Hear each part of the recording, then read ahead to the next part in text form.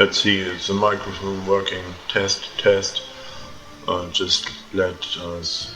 Huck, tour! Spill that thing!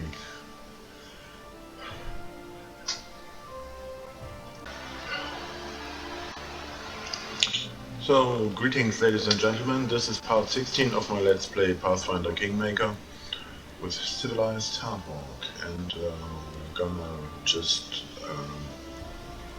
investigate the town and talk to some... How may I serve you, Your Grace? How are you enjoying your duties as the High Priest? Everything is all well, Your Grace.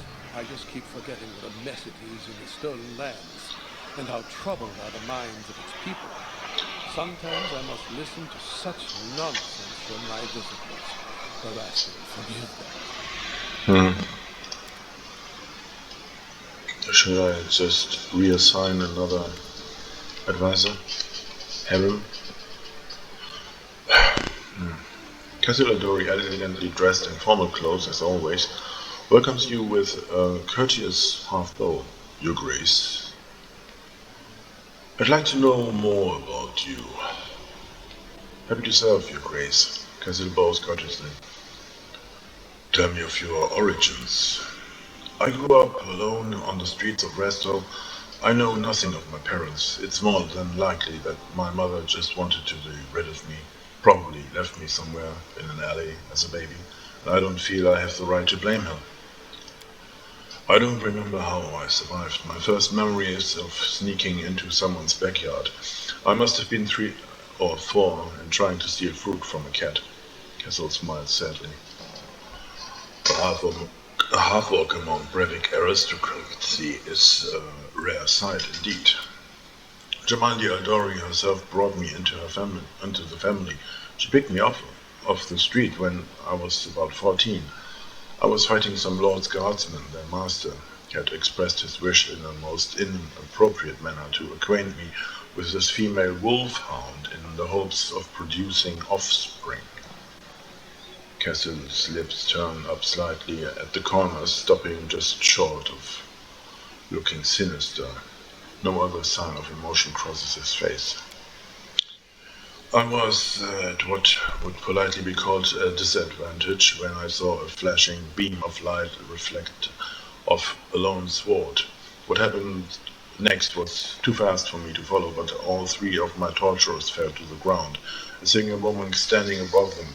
She turned to the Lord and coldly asked him, "And just what is it you're doing in here?"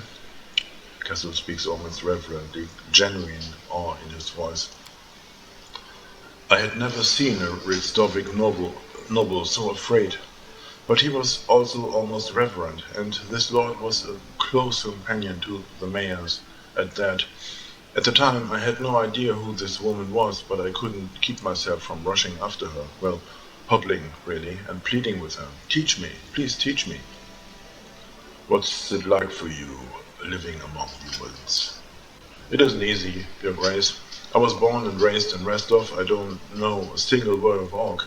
I devoted my entire life to proving myself worthy to bear the name Aldori, but to most people I'm still a half-orc, first and foremost. Anything else is secondary. It infuriated me when I was younger, but with the age I've learned to accept my fate.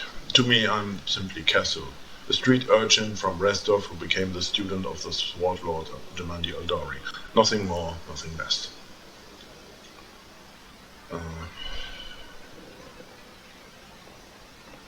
Wouldn't it be better to accept yourself completely as you are?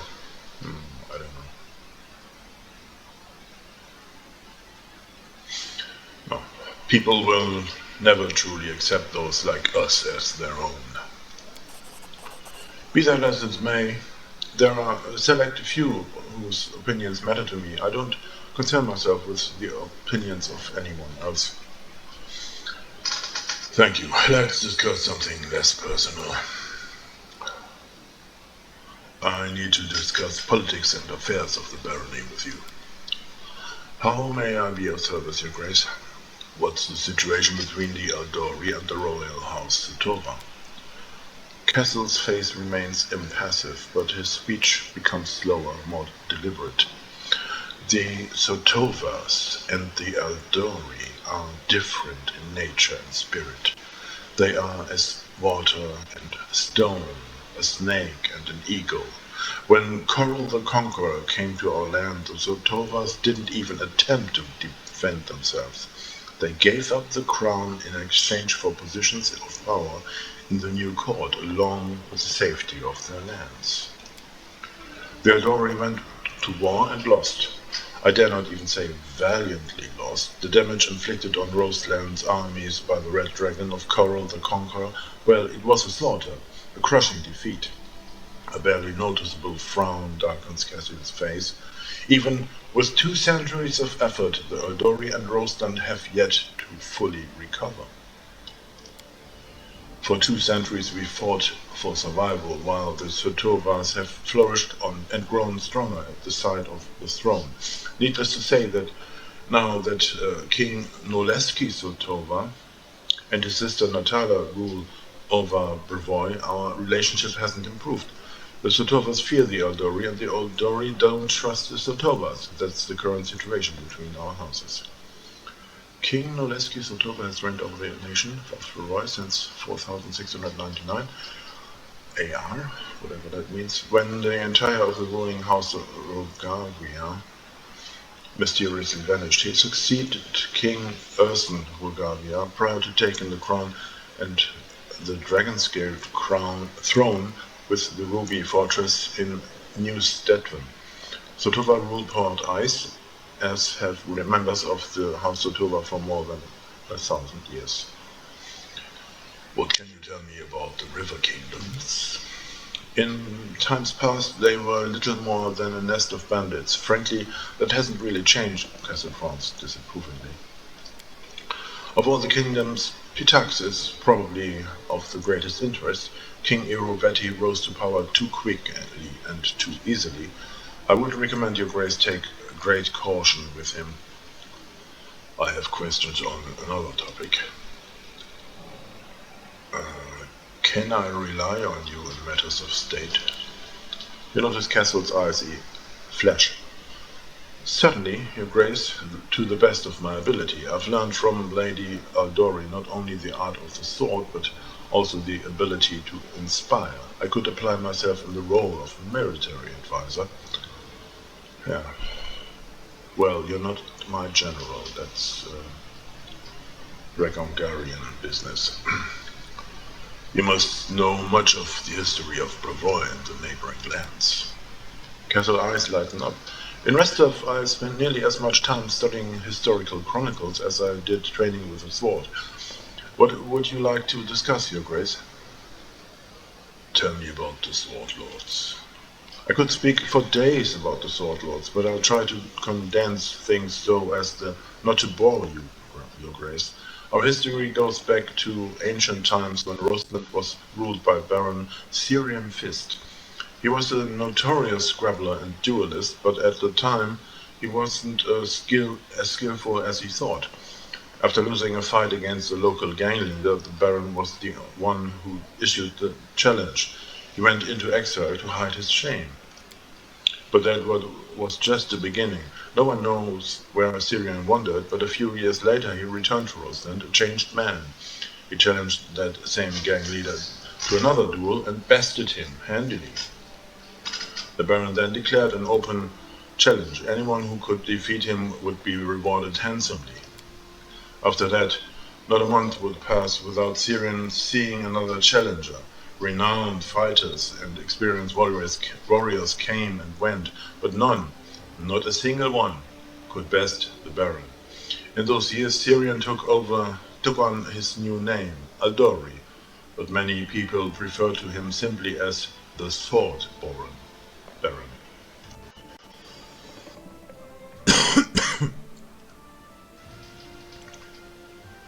I'd like to hear about the early history of Brevoy. That's a history written in blood. Eldori, bloody mostly. Eldori blood mostly. In the beginning, Brevoy was 2 independent lands. House Sotova reigned over Isia, and the Eldori ruled Roseland. They were not peaceable neighbors. Isia's soil was too poor to sustain its population, and its people were too cruel and proud to simply stand by and watch as their neighbors prospered. I'd be willing to bet that the rest of northern walls still hold a few marks left by Sotova's soldiers during their frequent raids from ages past. It was Coral Rogavna, later known as Coral the Conqueror, who put an end to all that. He brought each realm to its knees. Only one side knelt willingly, the other ended up first paying a devastating toll. So the Baron was the first Sword Lord? The very same. His heirs inherited the secret of his dueling style along with the name Eldori. Ever since, the name has been passed down from master to student along with the title Sword Lord. The Eldori are simultaneously a family and an alliance. Sword Lords will usually teach their own children, but many of us were brought in from outside of the family. Occasionally, you can even find a half-orc fosterling, or two. Castle gives a slight bow. Let's change the subject. Thank you, I've learned what I needed. Now, who else do we need to talk to? Thanks to my mods, we have merchants in the castle,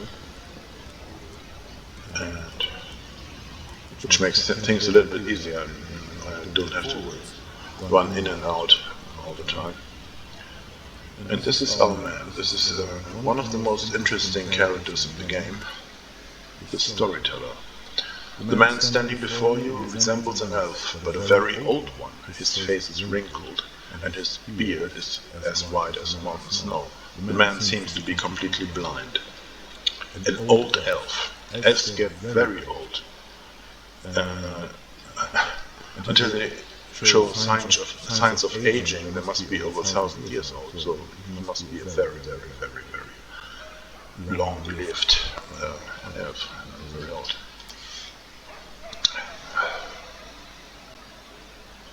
The old man stares past you with unseeing eyes. He seems to be consumed in his thoughts. He mutters a soft melody, swaying back and forth slightly to its rhythm. The man shudders briefly and stops singing. His mouth opens and closes a few times, bringing to mind a fresh board ashore. Who is there? Is that you, your grace? Who are you?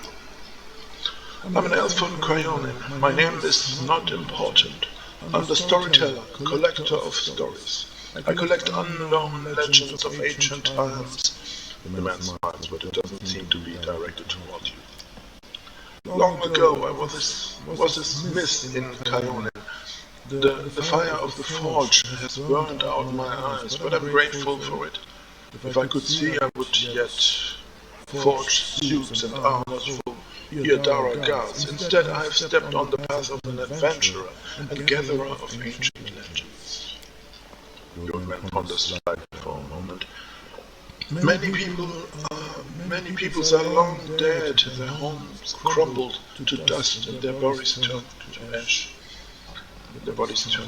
Only legends can still tell us of their triumphs and defeats, their joys and fears. I would be so interested to hear the stories told about us after our demise. I have always been drawn to the Stolen Lands, where countless expeditions, armies, and even kingdoms have met their untimely ends. When I learned of a new barony being founded in the heart of these lands, I knew I wanted to be part of its story, so I made the journey here. How could you tell it was me to begin with? The young man smiles slightly. It's not so hard to recognize a ruler by the way he walks. No one here steps as confidently as you, your grace. Thank you. Are you really an elf? Do other elves age like you have?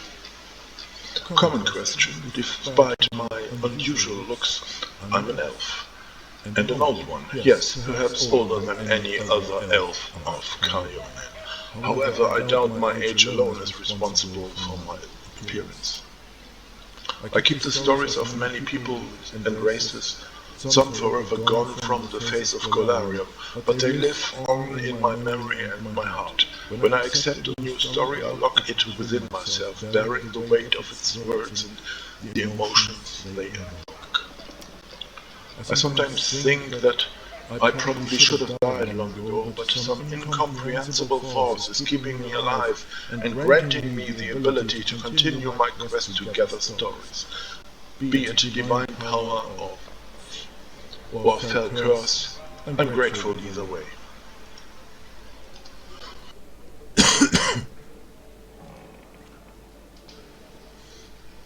Alright, would you care to trade stories with me? The man's voice rustles like autumn leaves. I'm a collector, not a trader.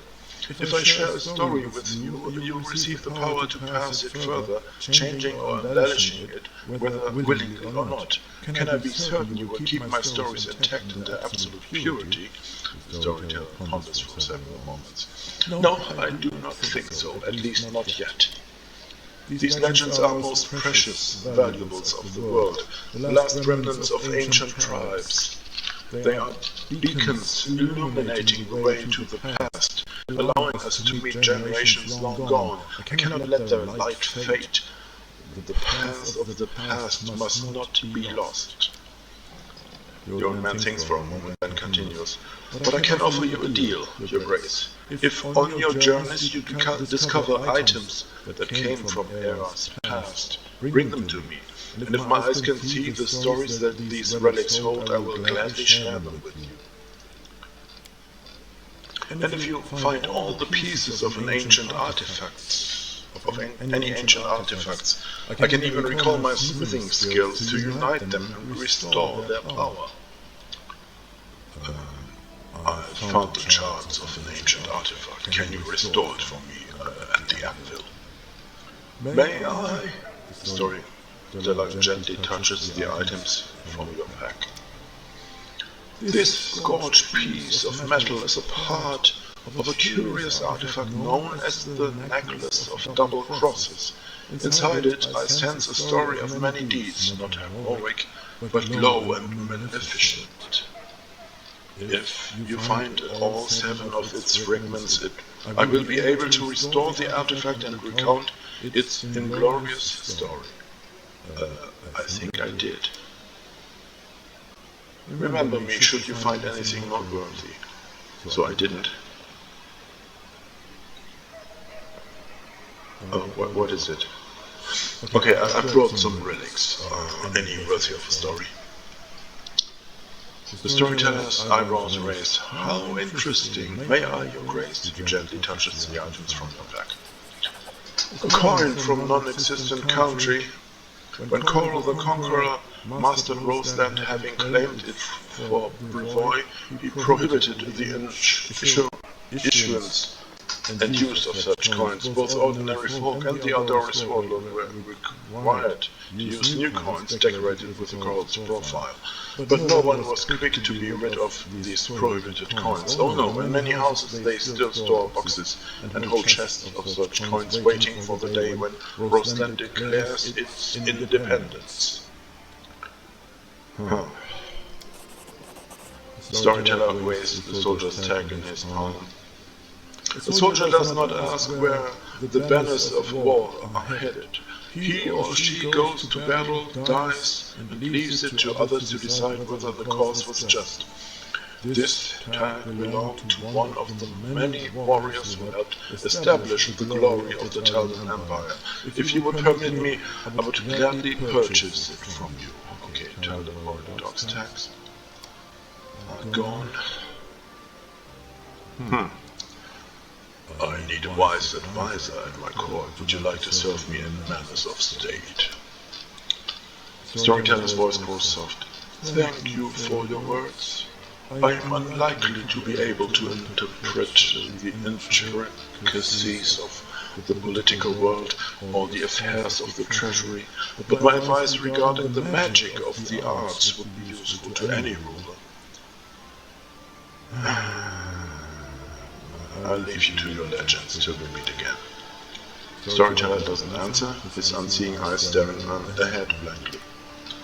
Okay, for some reason I couldn't count to 7 or something, and there are... no, I put them in the stash. Put those things in the stash. Jesus. Of course they are there. But I didn't have them with me. Ha! Big difference. Oh, the mastodon. Standing there in the corner. What are you doing there? Strange. Very strange. 1, 2, 3, 4, 5, 6. Does that mean... yeah, 1 was in the inventory already. Whew. Okay. And here we go. This can also be reunited. And these can still tell a story. Tyler Warriors Dog Tag, we already sold some of them. There are more Rose-landed coins. All of them in the inventory. Come on.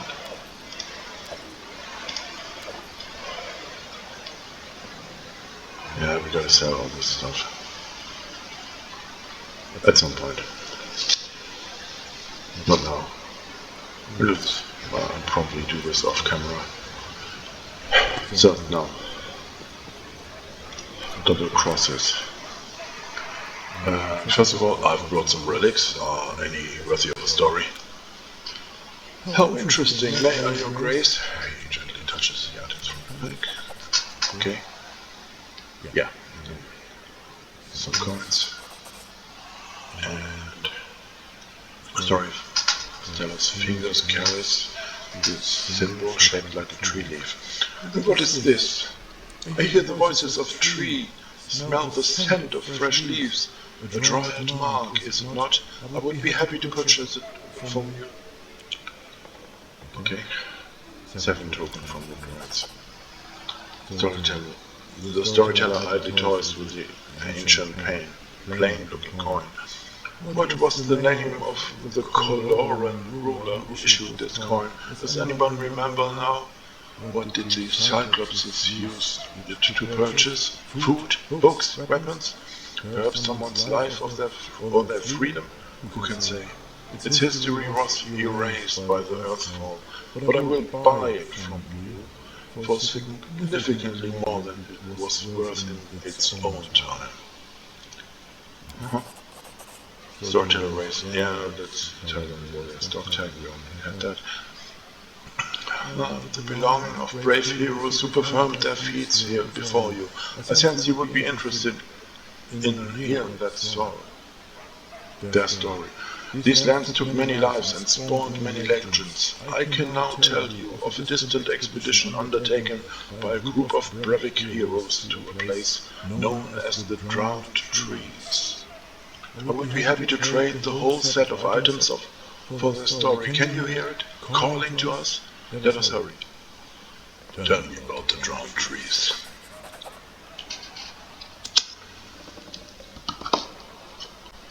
I hear rowlocks creaking, river water splashing, bushes rustling and arrows singing through the air. I feel an invincible will, a cold resolution to finish what's been started, no matter the cost.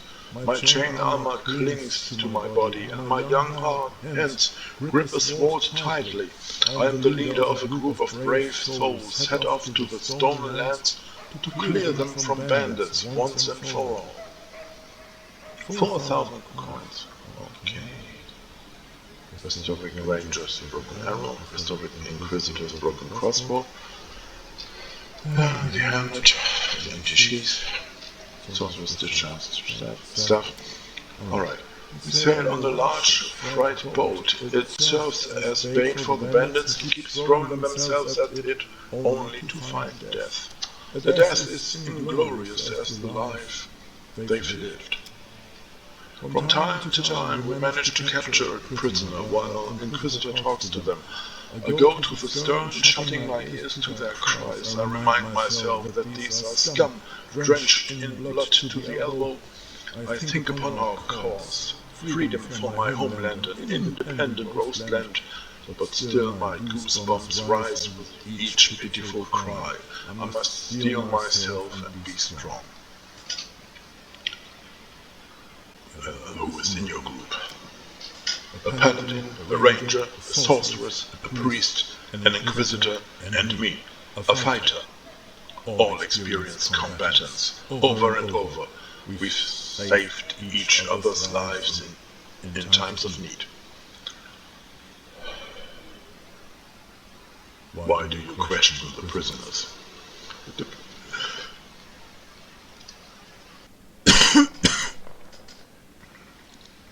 The bandits attacking our boat are small fry. We're looking for their main lair, a place known as the Brown Trees. We seek the leader of the bandits, an underwater monster named Darkwood Droom, and we will not leave without its head. Please continue.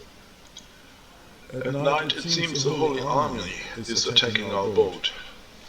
Far too many for us to fend off, but luckily we don't have to.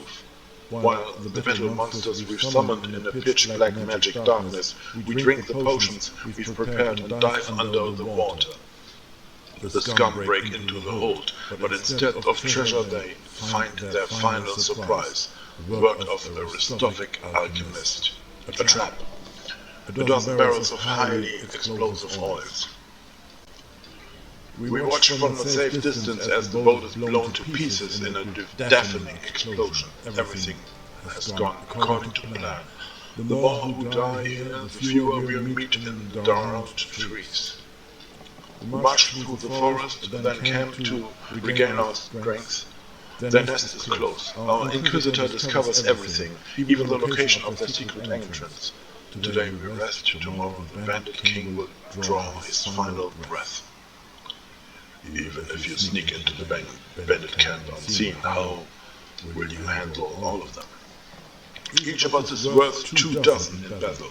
Besides, we are well prepared. Chaos, confusion, and summoned monsters will be on our side. A lot of fire. Please continue. We trudge through muddy waters. Suddenly a giant log started with blades falls from above. I managed to stagger back, but the paladin who walked alongside me is now a gory sight, spread thin across the ground. The next moment a monstrous creature emerges from the darkness, a twisted cross between the fish and monkey. Its clawed hands reaches out, effortless, melting away the Inquisitor's flesh, then ripping out her heart. This is the king of the bandits, Darkwood Droom. The bandit we captured did not lie, but the secret passage he spoke of led right into the underwater lair of his master. I bury my terror deep in my soul. There was no time for weakness. There were only 4 of us left, and we are gasping for air. By the time the freak's lifeblood stains the water, we leave the beheaded body on dry land, then retreat and recover. Only now I allow my hands to tremble, my breath to race, my tears to flow. What kind of monster was this Darkwood Droom? They say he was once a normal human, but he offended a powerful fae. She cursed him, turning him into a monster, but one bestowed with the ability to breathe underwater and melt human flesh with his touch. With these powers he became the Bandit King. Do you find anything useful in Darkwood Slayer? Oh yes! The Bandit King was a true collector of magical items. We lost 2 of our friends, but what we found there would help us finish what we started. Please continue. The next night we return the same way. We swim up to the surface and quietly gather our bearings. Above us loomed the drowned trees, enormous dead trunks emerging from the water, bridges crisscrossing their branches. The air is filled with the sound of battle. Having lost their king, the bandits now battle each other for power, and we are ready to join the fight. We leave at dawn. Behind us, smoke rises up the sky. The bandit nest smolders and blazes. Only two of us remain, the priest and I. We've won. The victory tastes of ash, cinder, and swarm pools. I ask him, tell me, Zwangi, was it worth it? Zwangi. He puts his hand on my shoulders and says, yes, Jamandi, now the stolen land will be ours. I wished I believed. Storyteller heaves a sigh, runs his hand over his face and rubs his temples. Thus, the expedition to the drowned trees came to an end. I must admit, it was no easy feeling for me to stand in the place of this daring woman. The steel of her soul was colder than ice. Wait, is this the story of Jamandi Aldori? But she's still alive. Some people become legends in their own lifetime. Jamandi has performed many glorious feats, and there may yet be more ahead. If Jamandi has once cleared the stolen lands of bandit, why must we do it all over again? The death of Dangut Droon and destruction of the drowned trees weakened the bandits, but not for long. The paladin who died was a noble. It was he who was supposed to claim the stolen lands and send in his troops, while Jamandi sought another candidate or a priest capable of performing the resurrection ritual. A new bandit leader emerged in the destroyed fortress on the banks of the Tuskdale. Within the year, the stolen lands were swarming with gangs once more. There seems to be more often occurrence in the stolen lands. Thank you for the storyteller. Okay. I found the shards of an ancient artifact. Can you restore it for me at the anvil? May I? You have gathered all the fragments of the necklace of double crosses. They can fit into my hand. They carry an inglorious story. Allow me to tell the tale as I restore it. I expect the story will amuse you and perhaps even give you some food for thought. So what is your answer? Will you entrust me with this treasure? The storyteller eagerly awaits your response. Restore the necklace of double crosses. The storyteller holds the pieces of metal carefully in his hand. I shall begin. Not every legend speaks of heroic feats. Some tell of atrocities and wicked things. I will breathe my gift into this necklace that it may tell you something of itself. Ta-da. Alright, let's have a look. Oh, we have a lot of wants. Wants? Yeah, want is the right word. The right pronunciation, I think. Lindsay can take some of these ones. Magic missile wand goes to Lindsay. Oh, she already has one. Alright. The cat's grace. That's the most important one. True strike. Okay. Where do we have the necklace? Necklace of double crosses. This amulet grants his wearer a +4 bonus to trickery, stealth, and mobility skill checks. Their melee attacks against flat-footed opponents deal 2d6 sneak attack damage, and an ally moves away from the wearer in battle. The amulet forces the wearer to make an attack of opportunity against that ally. Oh. Friendly fire. I don't know if I want that. Who can wear it? Who may wear it?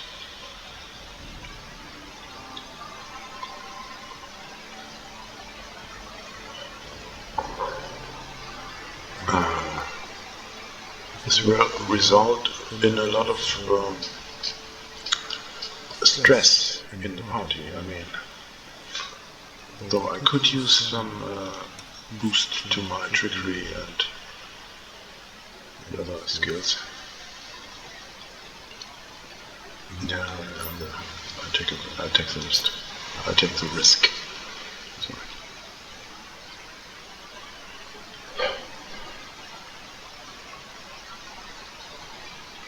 And who's using that? Let's see. Well, it doesn't raise any stats.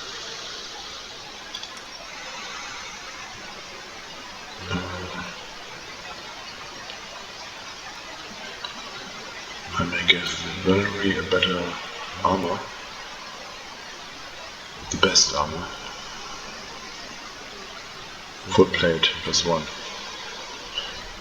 Let's see where I get it. Hasuf may have it. Let's see what you are selling.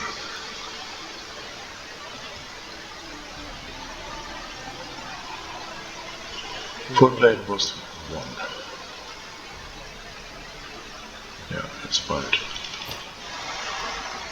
What else?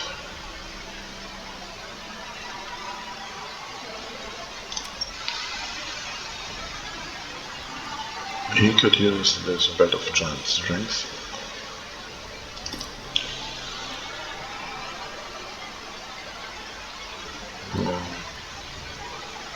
Headband of inspired wisdom.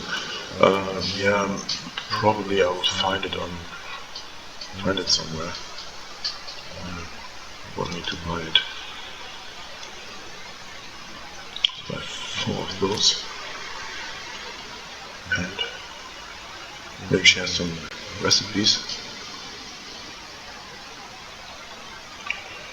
Oh yes, a gigantic bag of holding, build points, and a crowbar. By the crowbar and the rope. These things always come in handy. And yeah, I need to equip Ragongar better, which will even boost his skill as an advisor, as a general.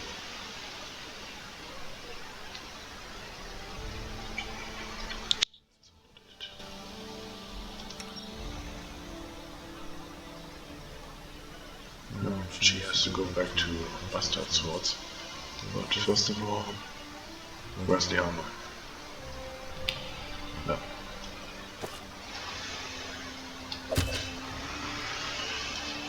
Armor class 26, that's nice. Would be 23. Well, 3 points more. That's not a lot. And copy the recipe. Well, I think that's all for now. Let's have a look at our town.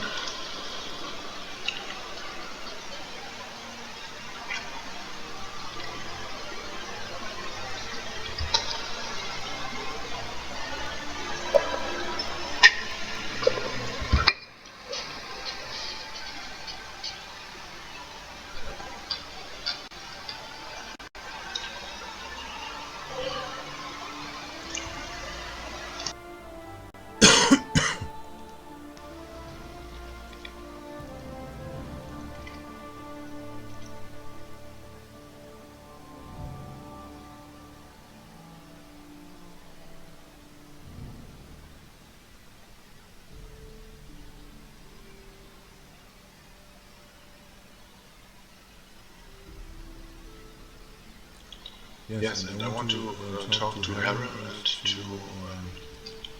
Christian.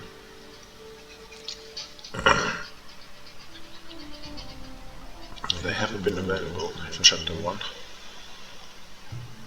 It should be now. Hello, my savior.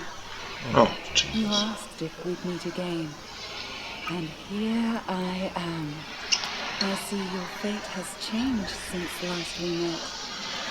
Now you are the ruler who will determine the destiny of these lands.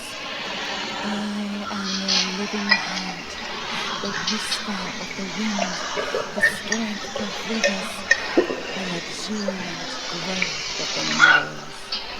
Do you wish to touch this power? I'm rather hesitant. I will show you a place where we can finally meet in flesh, you and I. Deep in the woods, there is an old mossy ruins long abandoned, now swallowed by the thicket. There is an old tree growing among the stones in the yard, which I remember as a seed, a shadow under its green crown I call my verdant shoulders. Visit me there, my lord. Don't come alone. The nymph's reward awaits you. Wait, I wish to ask you something. Forgive me.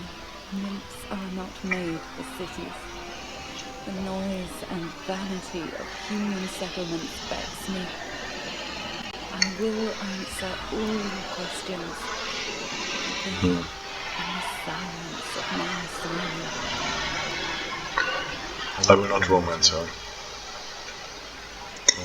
I think we can determine that the Stag Lord has romanced her and it made him lose his mind. His tiny little mind. And I don't want to. I don't want to have the same fate.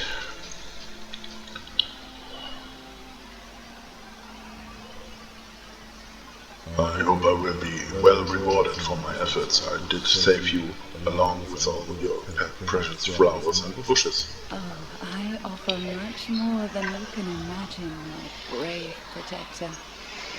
I only need meet you face to face, for here I am weak as an apparition.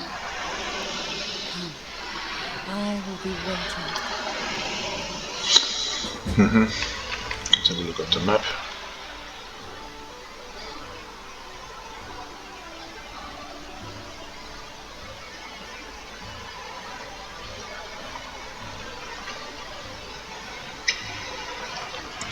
House. There's another house.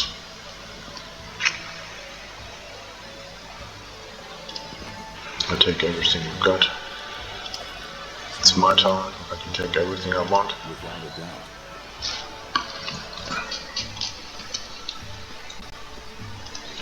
And I think I got an invitation from her. 10 silence hangs over the house. Cassie, your tiefling friend, emerges from the shadows, but her eyes are staring into the distance. She seems to look right past you. No, not now. The turmoil is suddenly over, but you see fear in Cassie's eyes, her blue eyes. It's you. I wanted to say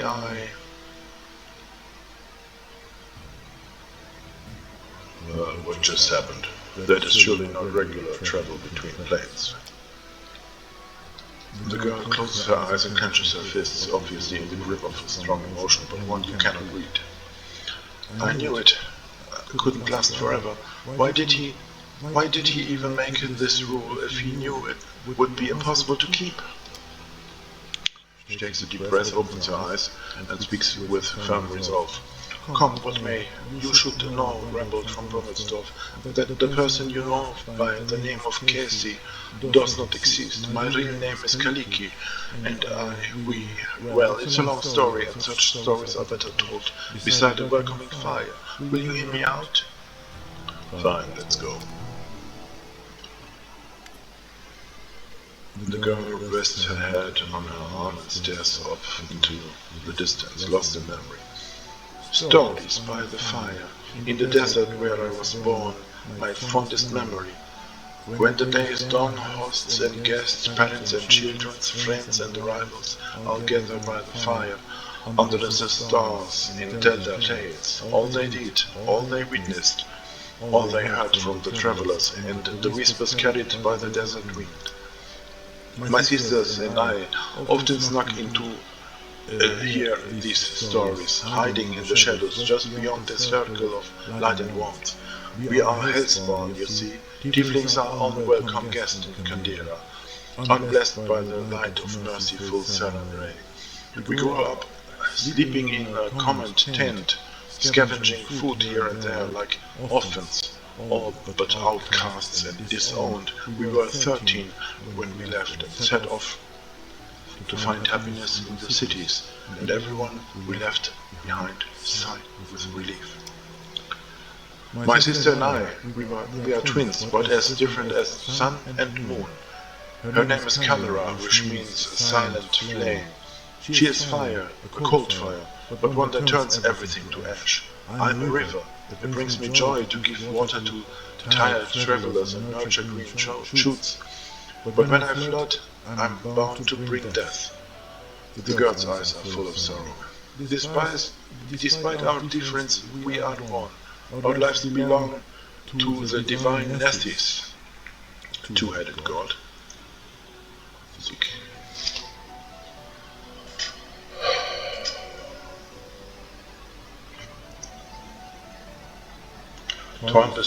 Torn between destroying the world with one hand and saving it with the other. Okay.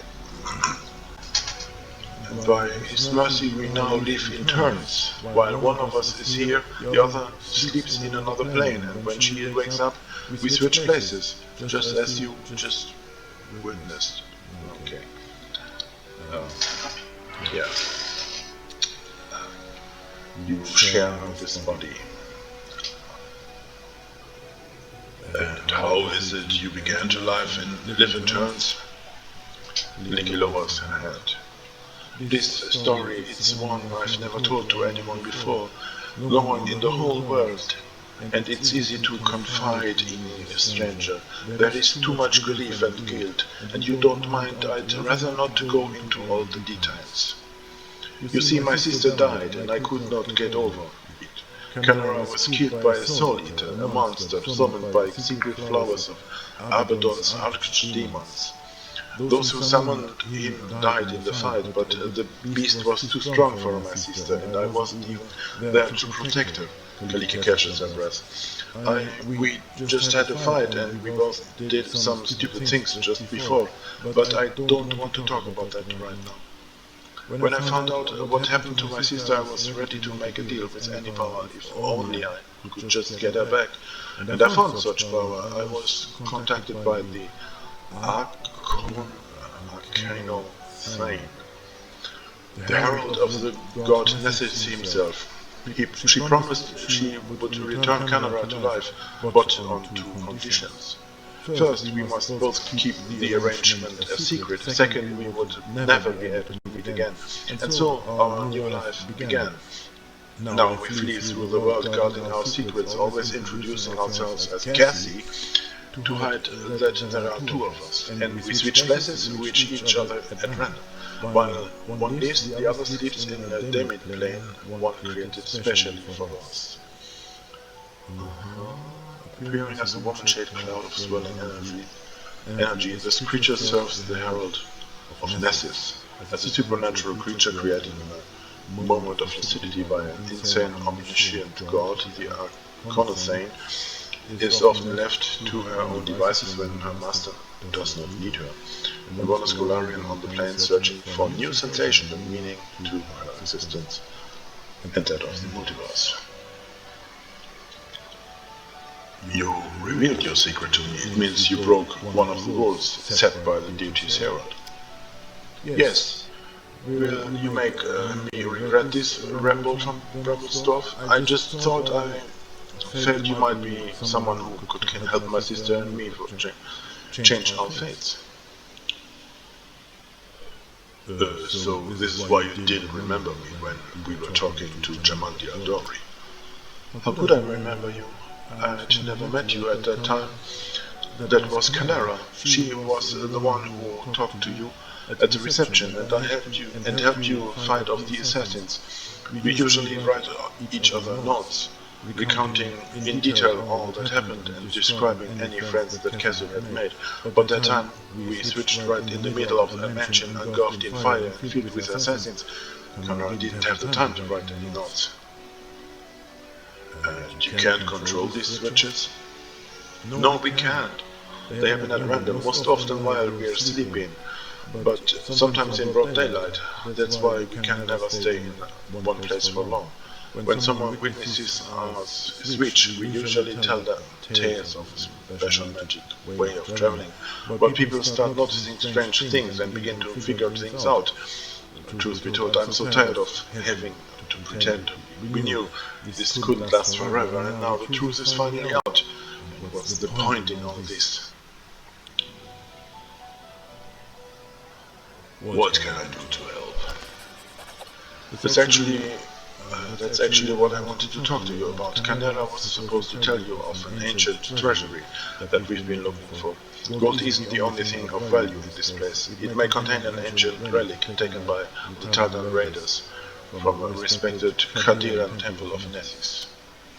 It's an unusual relic called the Disc of the Eclipse. I once heard a beautiful story that it was created from the shadow that hides the sun and the moon. But I don't think that could be the truth. True, Nethid is the god of magic, but who was once a mortal wizard, and relics from his temples are usually very powerful.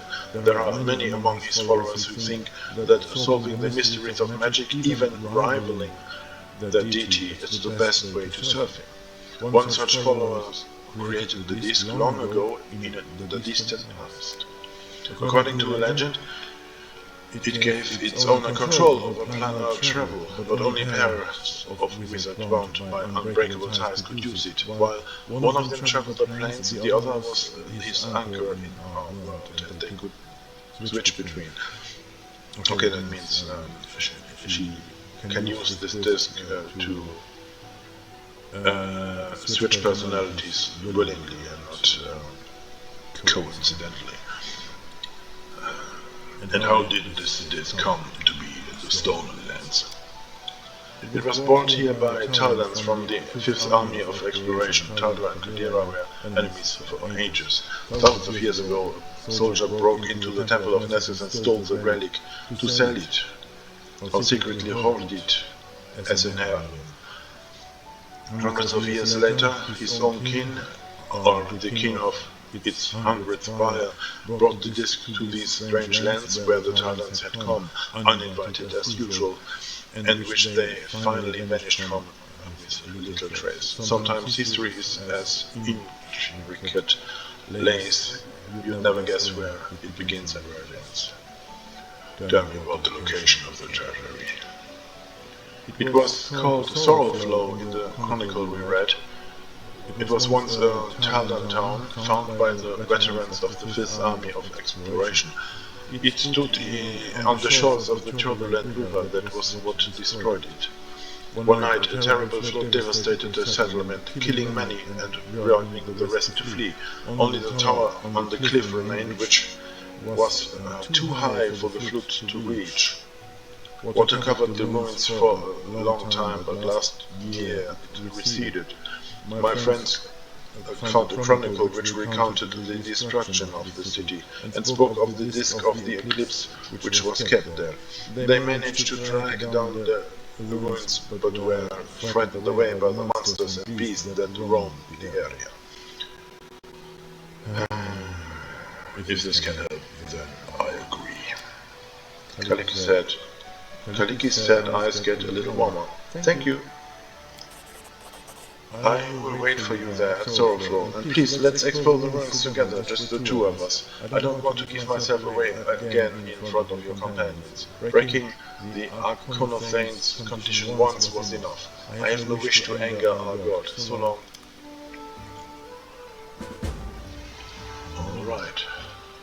I will guide us. I already have been up there, but I'll go there again because yeah, there is some treasure. I have managed. Oh, diary. Oh. No, I keep it there. It has no use for me, it only has use for her.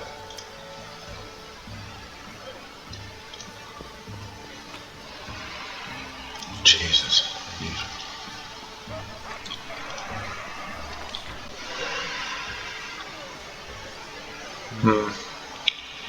Let's talk to Tristan. There's a lot of talking we have to do.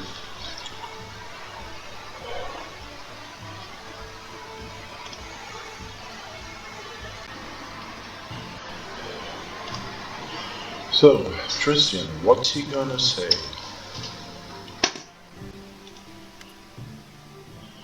Tristan smiles as you approach. Greetings. How may this humble chosen of the great Sarenrae help you? What can you tell me of Sarenrae? Sarenrae is the goddess of temperance and patience. Solar Flame Goddess teaches us compassion for the weary and mercy to those who go astray. What would you like to know of her? What are the teachings of Sarenrae? Solar Flame Goddess is the light of salvation, even to those who have been forsaken by the other gods. She teaches us mercy and forgiveness for as long as they may be useful to a soul's salvation. You make it sound like the followers of Sarenrae will try to find good even in a bandit with a knife to their throat. Do not mistake compassion for weakness, Ramwood. One hand of Sarenrae is shrouded in healing light and the other holds a scimitar. Following their goddess, the priests learn to wield this weapon starting in childhood, and they do not hesitate to use it if a dispute cannot be settled peacefully. Yeah, we take this weapon away from him because he's not very good at using it. With no armor, and no, it's not working for him. Sarenrae preaches mercy, yet her compassion is not infinite. We give a second chance to all who ask, but if they reject it, if they persist in their sins, they will face the goddess's retribution. Are there any undeserving of mercy? Tristan blindly gazes past you into the distance for several moments. When he speaks again, his voice is quiet, reflective, as if echoing his thoughts. Undeserving of mercy. Would even Sarenrae herself find the compassion to... Tristan shudders, as if awakened from a trance. Forgive me, your words, they are not easy ones to reconcile, and even priests such as I, we debate them to this day. What is the point at which a soul is irredeemable, or is it a failing of the priests themselves? These are difficult questions you ask, Ramwood. Questions wise men have debated for centuries. Does a being that has been tainted by evil to its very roots, that rejects its own salvation, still deserve compassion? Can those compelled to do evil by others still seek forgiveness? There is no easy answer. There's no easy answers on these issues among Sarenrae's followers. As for me, I believe that every soul carries the potential for goodness within. No matter the crime, the guilty may find forgiveness if they repent and cast off the evil that led to the deed. I believe this with all my heart, Lambert. I'm not gonna flirt with him. It simply is not my thing.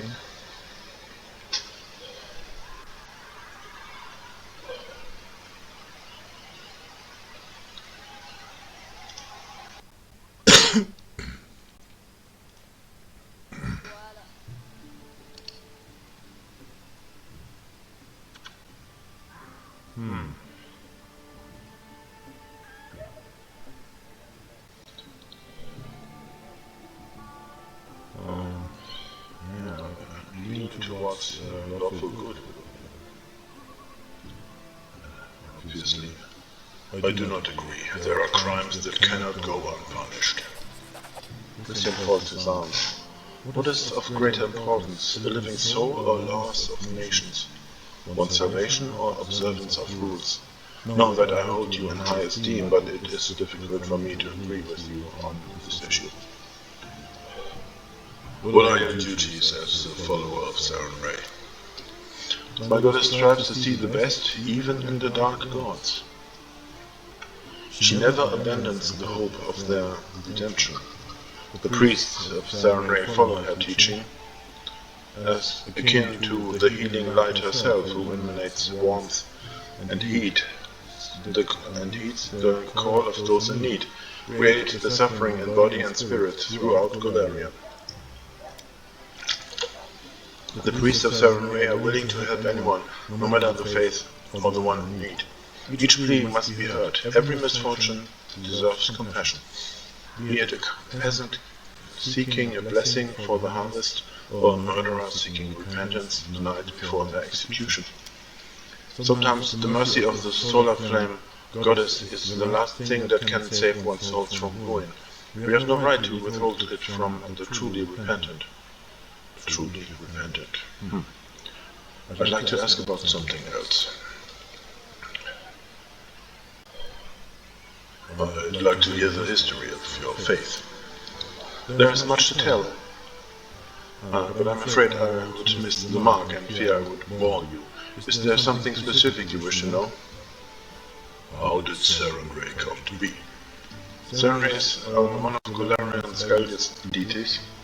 Once she was an angel that had gathered the armies of her celestial allies behind her. The battle in which she showed her valor decided the fate of the whole world, and in her victory she was rewarded with divinity. In the sacred text, Saren Ray is shown as a beautiful bronze-skinned maiden, her hair dancing flame. Christian smiled slightly, but her appearance is not what matters. It is the grace she brings with her touch, healing and salvation. Tell me about this battle you mentioned. What was the act of valor of Saren Ray? Her greatest moment of glory is her battle against the monstrous Rovagug, who threatened to destroy Golarion. Saren Ray delivered the strike that staggered the horrendous creature and allowed her allies to shackle it. Once the rough beast was captured, the goddess split the earth and the gods threw the behemoth into the depths. Once it was done, the goddess sealed the pit and commanded her faithful to stay away from the scar that was left in the land. Christian fell silent for a few moments.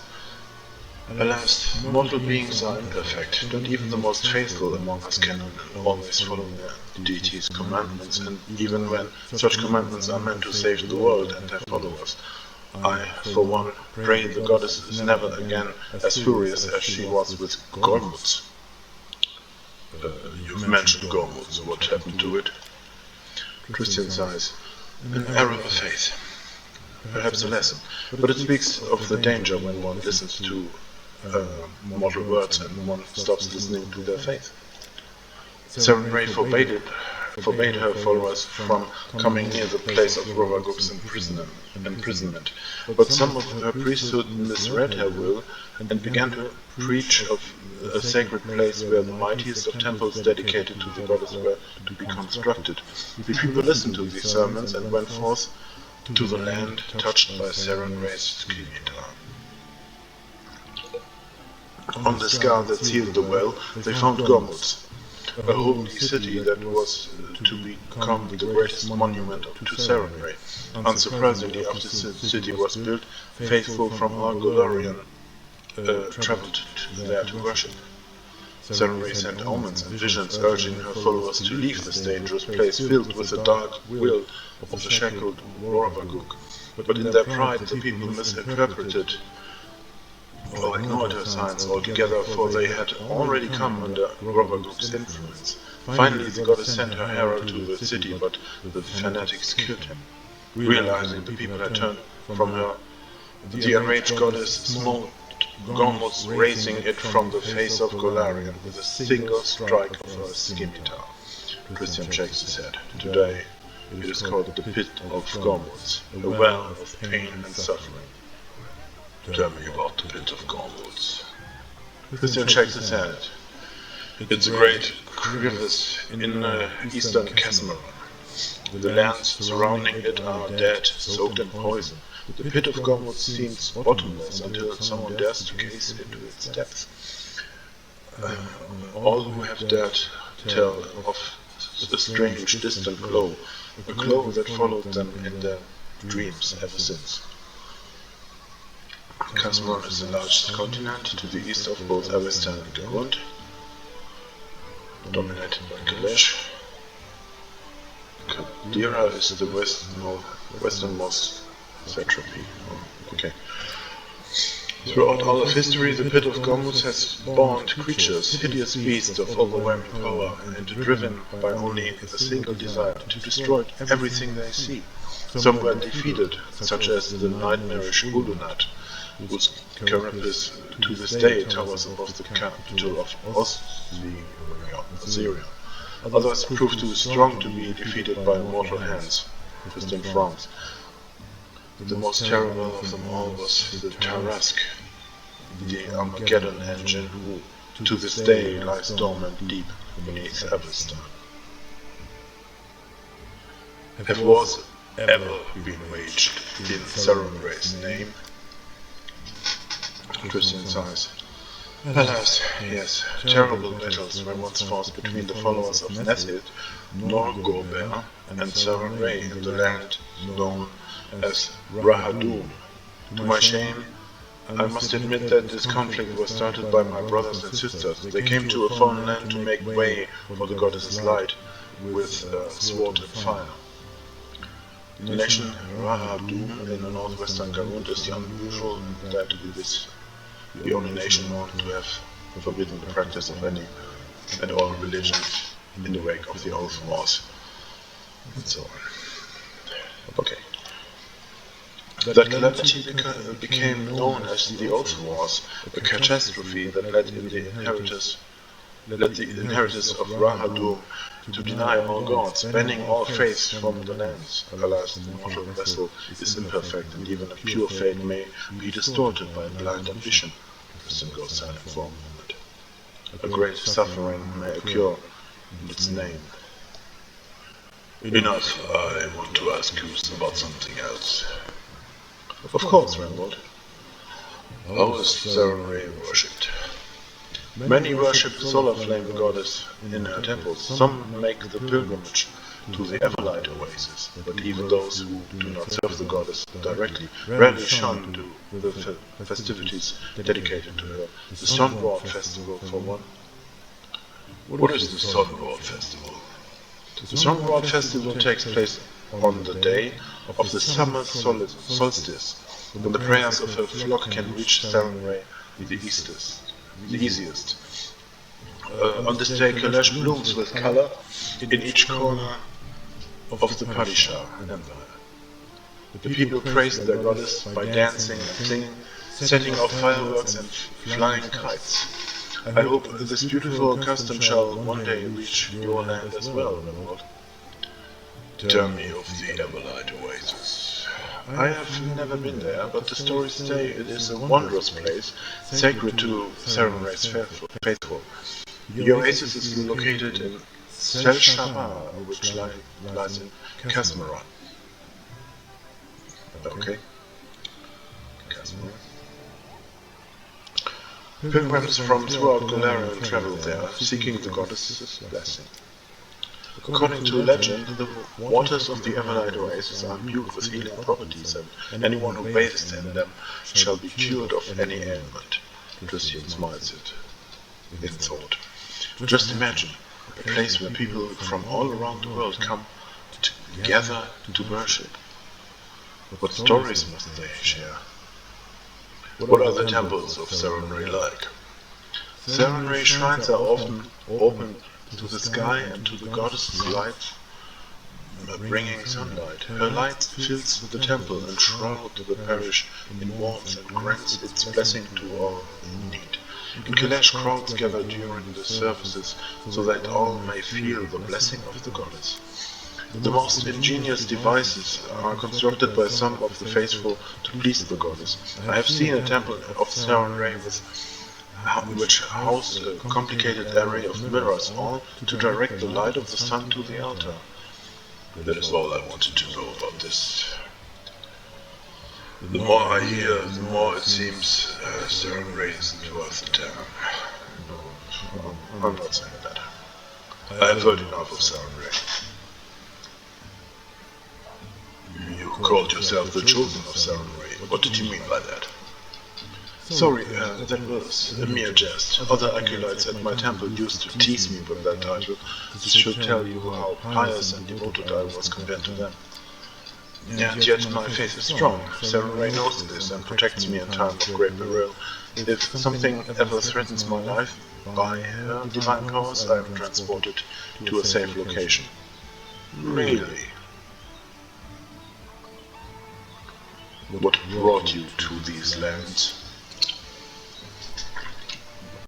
I've heard rumors. They say these lands are cursed, and the curses are growing stronger, as if something is granting them power. I could not ignore such rumors. What curses are you talking about? Christian cocks his head to the side in wonder. Do you not see? Every word uttered in the heat of an argument turns into a prophecy here, just waiting to fulfill itself. And if it were only for the people, the land itself is seething with curses so ancient their origins are impossible to trace. Take the abandoned temple of Aristyle where we met. What happened to it? What force compelled the priests to leave such a magnificent temple behind it to the whims of nature? Will we ever know? I myself was nearly slain by beasts. Fortunately, you came along following Jord and saved me. I owe you a great debt. You've come a great distance indeed. Christian nods here heartily. When you look at it that way, then yes, but please do not think that I came all the way from Kalesh because of mere curiosity. I was wondering long before that. It is a common custom of our faith. The farther our path takes us, the more people we may help. Why did Jord see you in this Premon mission? Saren Ray sees all of the good gods and goddesses as her allies. Many have fought alongside the goddess against the menace of Rovaguk, Aristyle among them. By offering me my prayer to Saren Ray, I let her know of my misfortune in the Temple of Elk. The merciful goddess did not ignore my plea. By whom could have she asked for aid than Aristyle, whose faith is strong in this land? Aristyle had sent Jord a sign, and you came just in time to rescue me. Christian sighs. To tell the truth, I was certain my journey was at an end, and those creatures were to be the death of me. You have spent much time there. What do you think the future holds for these lands? These are cruel lands. As I came here, I bore witness to much pain and suffering. But I have seen equal kindness among those seeking to protect themselves and their loved ones. The people of the Stonelands are resolute and true to themselves. I admire their strength. Alas, I do not know yet what power the curses that flourish in this land. But I swear I will not leave until we have the answer and the means to cleanse them. You must forgive me for not swearing on Saren Ray's name, but as of late I have trouble with the goddess too much as it is, and it would better serve her through action, not prayer. Let's change the subject. What would you like to discuss? Tell me about yourself. About myself? I wouldn't know where to begin. You know my name, my faith. I follow Saren Ray, and I have traveled from Hadisha, Empire of Kalesh, to here. What else do you want to know? Forgive me, but from your manner and appearance, you don't strike me as Kaleshite. Christian smiled softly. You have nothing to apologize for. Truly, I have received my name and appearance from my parents who had come to Kalesh from afar. I never knew them, for the fate had separated us when I was young, so I grew up in Kalash raised by the followers of Seven Ray. My home is where my heart is, within the temples of the great goddess, among the wise and generous men that took upon themselves the care of a child that was so unlike them. I learned mercy and patience at an early age, and it is these virtues that have made me the man I am today. Do you enjoy traveling? Tuskdale nods, his eyes light up. Oh yes, no library and no archive, however large, would have ever allowed me to learn as much of the world as I have in my journeys. It was only outside the temple's walls where I realized every living being is a world unto themselves, a world where many contradictions and passions coexist. Each realm leaves its mark on the lives that live there, only by visiting it, by breathing the same air, walking on the same soil, can you understand its people, what drives them, what frightens them, their dreams, and how they honor their gods. Doesn't being outside the temple make you uncomfortable? Christian shakes his head. There are many ways to honor one's gods, rambled. If the true shrines play a role in the lives of many of the faithful, but even more find other ways to serve Seven Ray. The healing light values good deeds above all else. I cannot stand by and watch evil claim others. Christian thinks for a moment, then raises an eyebrow. Perhaps that is another reason why I chose to go on my pilgrimage, leaving behind the temple of Kalash. Christian touches his chest. My faith is in my heart and in my hands. Millions honor Seven Ray in her temples, and my soul is filled with joy when I think of their devotion to the goddess. Nevertheless, my path is a different one. Do you know where you're going next? No, my thoughts were far from it, for my mission here is not yet done. Christian stares at you in surprise. Why do you ask? Do you wish me to leave your lands?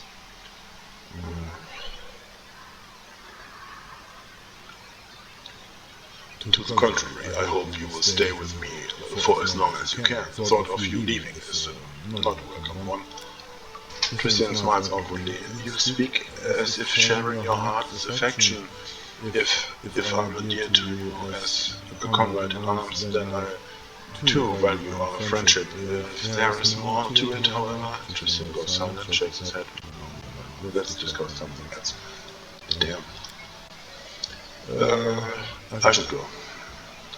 Forgive me if my stories have bored you. I'm not accustomed to speaking about myself. In truth, take little enjoyment in it. I should go. A pleasure.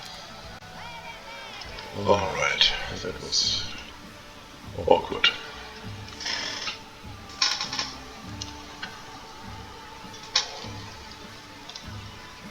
What the citizen says nothing at all. Not even now that I stole his stash.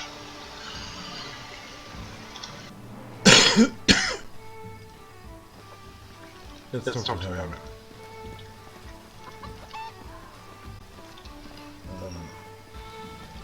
Typical for Harry.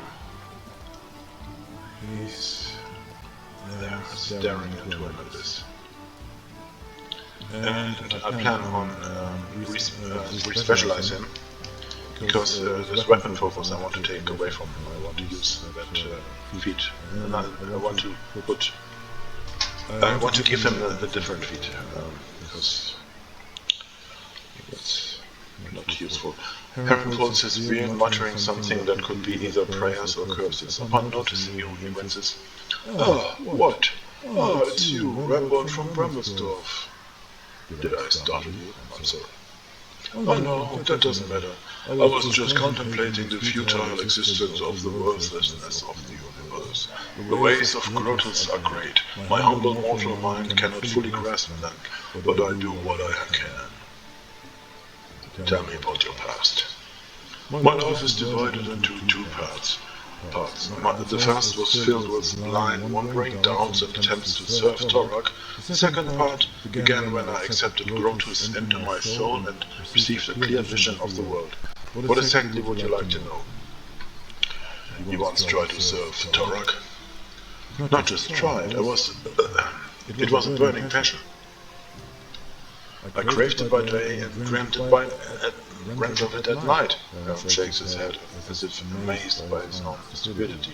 You see, Rambold, for my first days I felt the presence of the gods at my back. I heard his whispers and felt his power, though the nature of this power was unclear to me.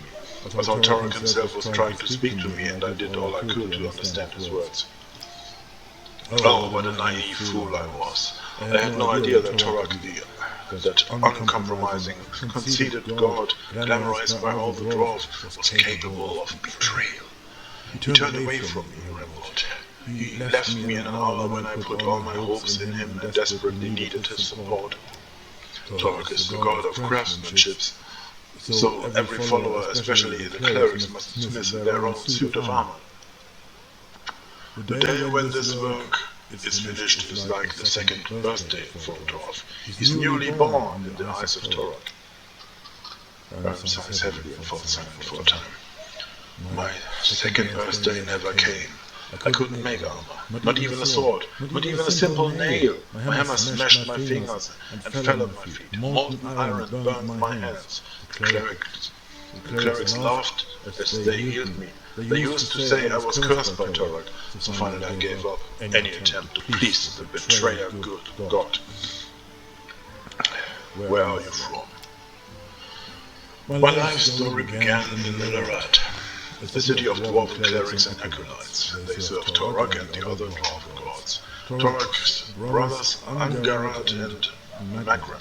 Torok's wife Folgrid, his daughter Bolka, his sons Grundinar, Cols and Trot, and also Torok's sister Brangwit. Aaron curves his lips in contempt. I wouldn't be surprised if they built a temple to Torok's pet dog. Sorry, I let myself get carried away. Aaron sighs and pulls his beard several times.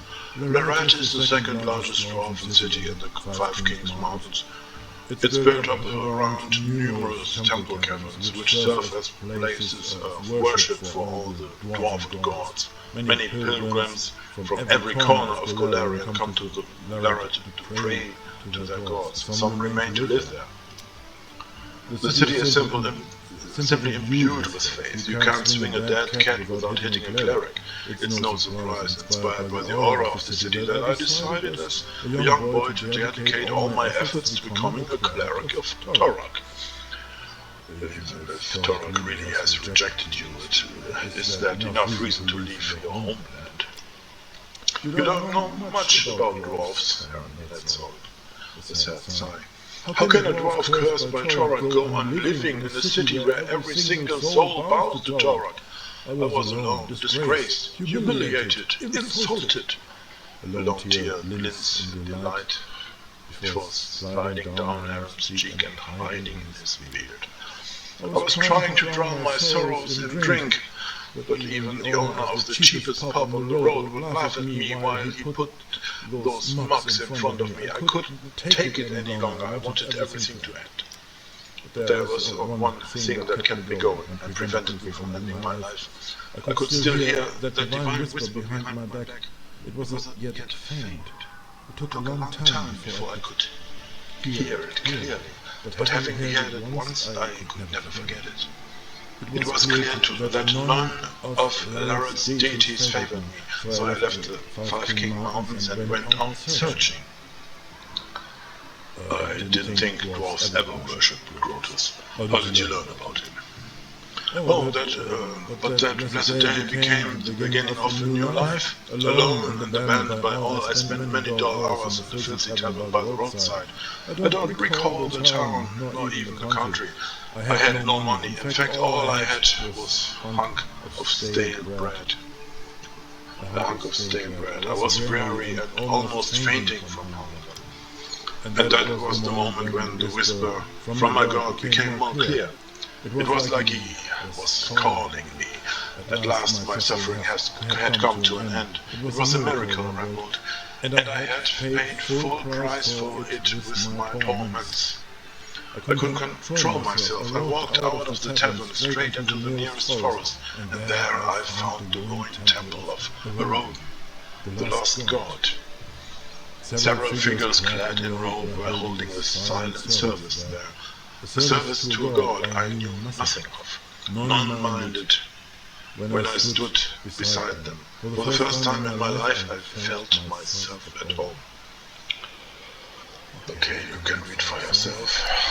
My new brothers told me that they were clerics of Grotus, and the god of end times. They were traveling around Polarion spreading the teachings of Grotus despite all the persecution, contempt, and misjudgment they received from others. I gladly shared this burden with them. For now I knew whose voice had whispered to me through all those years. Wait, so you couldn't make even a simple nail and you blamed Torok? Are you suggesting that my problem was not a curse, just my own ability to work with metal? Or maybe you're saying that I was just too lazy? Harry looks into your eyes defiantly, his hands trembling with suppressed rage as he runs his finger over his beard. You're a fool if you think so, an ignorant fool. Have you ever met a dwarf who can't handle Smith's hammer? Even our children craft knives. No. Torok is the cause of my suffering. The betrayer god deliberately cursed me, just to make a laughing stock of me. Aaron raises his hand and shakes his fist at someone above. But I won't let myself get too angry at you, Rambold. You're an ignorant and blind soul, and my aim is to guide you through this dying world that marches towards its end. I will open your eyes, or die trying. Grotus will be pleased by either outcome. Let's talk about something else.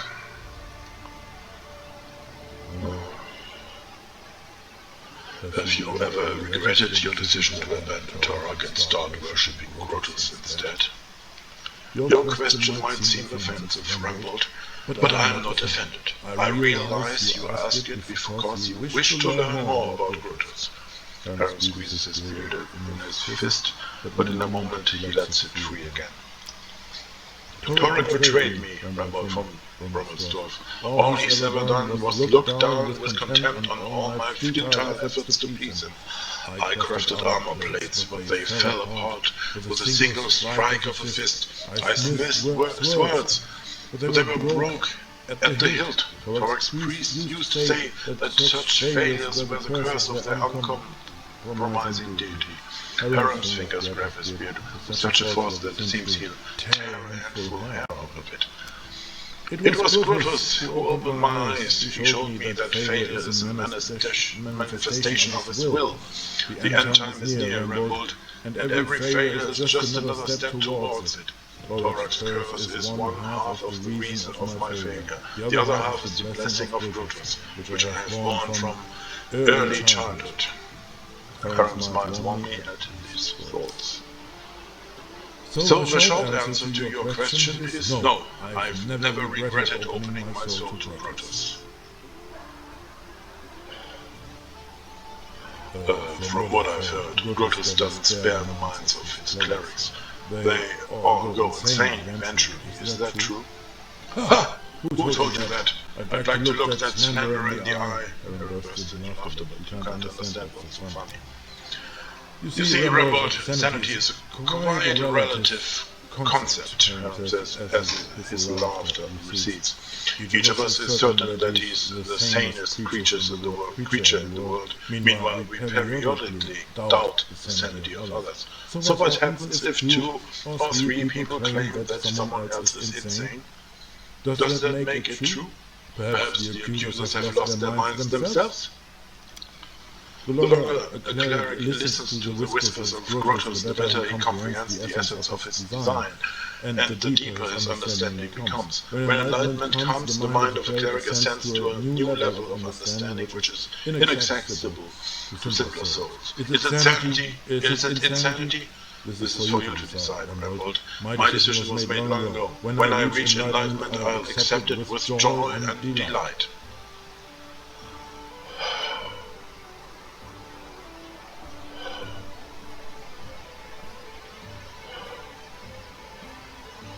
Oh.